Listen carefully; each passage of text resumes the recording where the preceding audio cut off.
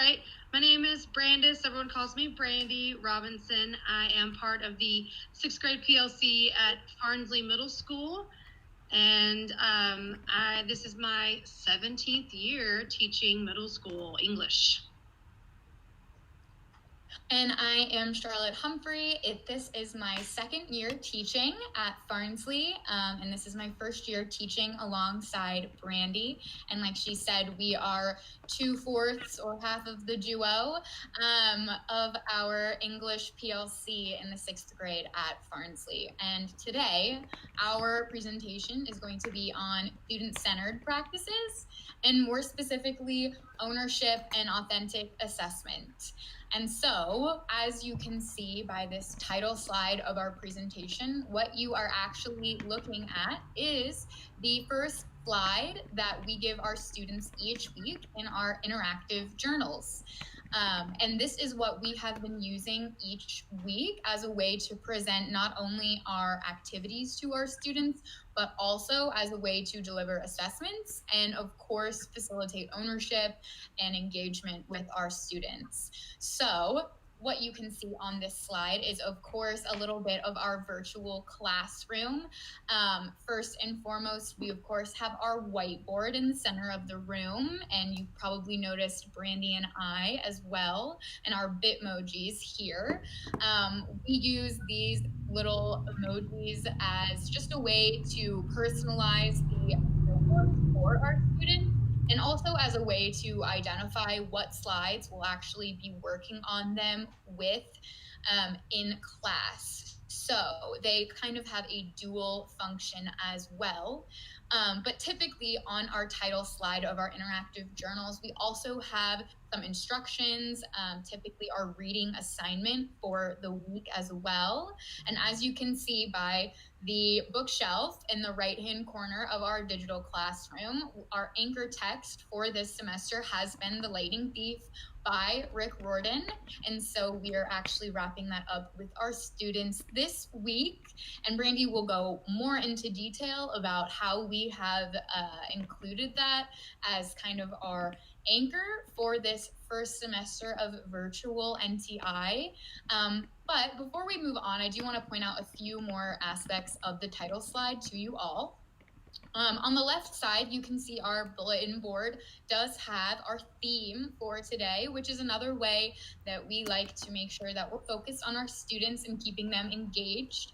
And so Brandy and I have also dressed up not only our Bitmojis, but also us today in our sweaters for sweater weather. And this is just something fun that we like to do with the students to keep them engaged and excited to come to our live lessons. So we typically do a theme, whether it may be more of a dress up type activity or even a kind of show and tell. Just depends on the week and is always related back to the novel or whatever we're talking about or the mini lesson we are doing for the week. So just one way that we like to keep things interesting with our students. And there's also other links here on the first slide as well. When the students receive the slideshow for their interactive journal, they are able to access all of the links. And so the digital copy of our novel is linked here for them on the bookshelf, as well as some other fun and useful links. For example, in this slideshow, we do have a link to a YouTube SNL skit that is attached to the computer. So it's a little bit of a scavenger hunt for the students to find what is on the slides each week. Our second slide that we use with our students is, of course, the cover of their interactive journals. And this mimics what a real life lined notebook would look like, as you can see with their name and class section as well, which students are able to edit themselves on their Google slideshows. And you can also see on the right-hand side of the screen, we do have the subtopics of our journal. So for our presentation today, they match the same topics that we will be covering, which will be engaging students, student ownership, authentic assessment, and of course some student samples as well. But typically our students will see these tabs and be able to look at the different sections of their work for the week. And of course, I'm going to go into more detail about how we came up with this idea for our interactive journals, what questions we asked, and a little bit more specifically about the different aspects of the journal. But before we move on, I do want to point out the learning objectives of our presentation today, which are here also. And they are in the same spot where we give them to our students as well. So when our students receive their electronic or interactive journals, their learning objectives are also here on the second slide for them to refer back to throughout the week and for us to refer back to as well before, throughout, and after our lessons. And so our objectives for our presentation today: the first is that I will be able to create assignments that are engaging and allow for student ownership during virtual learning. And the second is that I will be able to create authentic assessments that allow for feedback and progress towards mastery. Now, one more thing I wanted to point out before moving on today is that each of these tabs that represent the subsections of the notebook, when you click on them, will take you to the section of the journal. So, for example, if I was to click the Engaging Students tab here, it will take me to the next slide, which is for Engaging Students. And so while we were planning, we of course wanted to consider engagement as the most important, or one of the most important factors for this virtual school year. And so the two questions that we asked ourselves were, how can we engage students authentically, and how we can offer students choice and autonomy in our virtual classroom? Because we know that student choice, of course, drives engagement. So Brandy came to me with the idea of using interactive journals as a way to not only mimic the in-class experience of using notebooks in class, but to offer students choice of a variety of both independent and synchronous activities. So throughout the journal, as I've said, there are activities we do with our students in our live lessons, and those are identified by the slides that have our Bitmojis on them and are labeled for the students. But there are also independent tasks that the students are required to do asynchronously as well. So that can include mini projects, vocabulary activities, journal entries, and we do use the same sections for our notebook so that we can be consistent throughout, so our students know what to expect each week with their journal. You may have also noticed I say each week of our journal because we like to use this as our one-stop shop for almost all of our assignments and assessments for each week of the virtual school year. So we also utilize Google Forms for checkpoints and common formative assessments as well, but the bulk of our work with our students is within the interactive journals, and they do receive a new journal each week.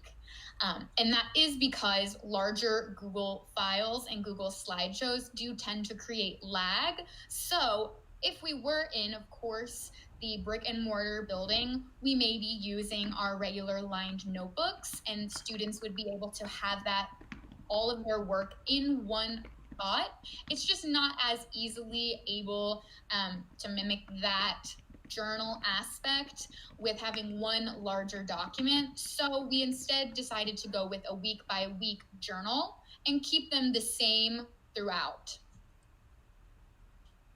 Now, we of course also wanted to focus on student ownership as well. And so students do receive their own copy of their journal each week. And so this is, again, to mimic the individual student work that they revisit throughout the school year and over the course of the weeks as we go forth. And as I said, the larger slideshows are difficult because the file sizes do become a little too large. And so students are offered choice and ability for expression with independent tasks. For example, we've used vocabulary choice boards as a way for students to have options in how they express their understanding of vocabulary words, either with the novel that we're using, The Lightning Thief, or with other texts. We also offer them choice in mini projects, both in the topics of their projects and in the format of those as well. And Brandy will go into more detail with that in just a moment. But we also like to include extension and extra credit opportunities as well within the interactive journals. So those are embedded for our students to explore and take the time to work on independently as well. Brandy, I'm going to go to you to discuss authentic assessments. Thank you, Charlotte. So one of the things that we decided to do is, as Charlotte said, is to try to keep everything within the weekly interactive journal so that parents and students alike would not feel like they have to go to multiple platforms or multiple documents to locate their activities for that day. So for authentic assessment, we try to focus each interactive journal on 2 to 3 standards that we put in our objectives page on the cover of the notebook, which is on slide 2, always on slide 2. And then the last page of every journal is our rubric that refers back to those learning targets that we mentioned on slide 2. And we are able to give students timely feedback for that, for students and parents. It's broken down by standard, but also by the slides or assignment tasks, so that they can go back and know that this particular standard is assessed on this particular slide. And then they're able to resubmit the work. If they get back a score that they are not happy with, they're able to resubmit it to show that they are progressing towards mastery. So on the next slide, we're going to show you an example of what that rubric will look like. This is an example rubric from our most recent, or it might be an older one, one of our recent interactive journals. And so you can see that it's standards based, and then it says the standard along with what slides that we are looking at to be able to get that formative assessment. And then students are given a 0, 1, 2, 3, or 4. If a student makes no attempt on that particular slide, we've had students, I'm sure you know, that will leave slides blank or try to be sneaky and delete them. And so we can put M's in the red box to let them know, hey, we know what you did, you didn't do it. And then what we do is, because Google Slides kind of live in that world of 100 points, in that point world, we align our standards, the standard scale of 0, 1, 2, 3, 4 to percentages. So if a student receives a 3, then that is somewhere in the 80 to 89% range. And then what we do is we assess each of the standards, average them together, and give them an overall score out of 100, and return this to them so they can review the rubric, look at areas where maybe they were in the orange or yellow that would like to move towards mastery, and then they could correct and resubmit. And then on the next slide, you'll see how we track those standards over time. So one of the things, and let me just say this, that I am no expert in standards-based grading or anything like that, but I know that as a district, we are kind of trying to move more into that realm, especially in the higher grade levels. And one of the things that we decided to experiment with, we know teaching is a lot of trial and error, is tracking the standards over time. And rather than giving a summative mastery assessment that some students may not complete anyway, we have students that may not participate. Is there a way to track mastery over time? And instead of giving them a score on one assessment, can we say, based on these 3 or 4 tasks, what do we determine as mastery of that standard? So what we do is we track these interactive journals and we track these rubrics over time in a sheet, a Google sheet. And then as you can see by the first student, they received an 85, an 89, and a 75 on 3 separate tasks that were all focused on standard 2 theme. So after 3 data points, I can say with pretty good certainty that student should receive around an 83% overall for the skill of a 6.2 or theme. And then what we do is in our Infinite Campus, we put in the mastery portion, we actually type in mastery of skill 6.2 theme identification or theme development or theme analysis, something along those lines, so that parents understand what that mastery score is for. And we have seen pretty good success with this. As you can see, I have some M's. So there are some students that are not participating. And so for those students, I give them a score of incomplete for that mastery assessment until I'm able to get some data points for that term. All right, moving on to the next slide. We're going to show you some student samples of what we have in our interactive journal work. The first example is our Olympian travel guide, which was a larger scale project that we did right before our Thanksgiving break. Percy's pottery, one of the first mini projects that we came up with in the beginning of the novel. And then the last project, a hero's defense, which students are finishing up this week. For the travel guide project, what we did is we were focusing a lot on character traits, character perspective, character motivation. And so what they did is they had to create a travel guide for one of the main three heroes, Percy, Annabeth, or Grover. And they would choose 3 destinations in the United States that they felt like that character would really enjoy visiting. And they were to make a brochure, a slideshow, or even a video where they were to pretend to be like the travel channel anchor talking about their great places to visit. So as you can see on the next slide, this is an example of one of my students using an interactive slideshow, because one of the things that we asked them to do is use an interactive slideshow rather than just a typical regular presentation. So they had to provide links on their slideshow to show that they knew how to do that. So this is an example of where Percy would probably like to visit from one of my students. And it's you can see some links that he provided to an aquarium restaurant, which I didn't even know existed. So that's really interesting. And he had some pictures and described what was so intriguing about these locations and why Percy would really enjoy visiting them. And students were given, because of this opportunity, they were given choice. They were given a chance to choose the character that maybe they identified best with. And they got a choice in how they would like to present their information. And we had a lot of good work come from that. The next sample is the Percy pottery. And what we did was in the beginning, the first 7 or 8 chapters of the book, the character Percy Jackson, we find out he was a demigod, but we weren't for sure who his Olympian parent was until chapter 8. We called it the big reveal chapter. So what we did is we had them practice the skill of where an author would foreshadow or imply or hint at future events.